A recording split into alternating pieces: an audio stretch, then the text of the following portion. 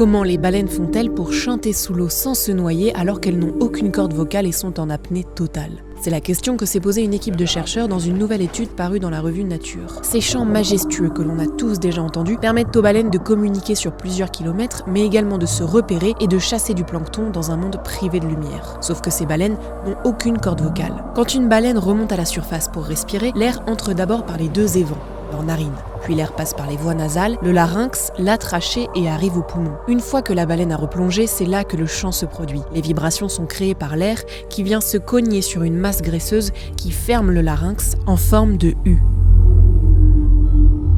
Rappelons que les baleines à fanon sont les descendants de mammifères qui marchaient encore sur la terre ferme il y a environ 40 millions d'années. Ces animaux étaient alors dotés d'un larynx qui permettait de protéger les voies respiratoires et de produire des sons. Mais cette transition vers la vie aquatique a forcé les baleines à s'adapter pour éviter d'étouffer sous l'eau. Surtout, ce sont les bruits des humains qui les perturbent énormément, en particulier le trafic maritime, les activités de forage et la navigation, qui peuvent même empêcher la communication entre les animaux, comme l'explique Olivier Adam, bioacousticien à l'Institut des neurosciences de Paris-Saclay. Comme nous, quand nous sommes dans un environnement bruyant, elles ont tendance à parler plus fort ou à répéter ce qu'elles disent. Nous avons besoin de réglementation concernant ce type de bruit. Il faut apprendre à partager l'océan, car ces baleines ont besoin d'entendre les sons pour communiquer et se nourrir.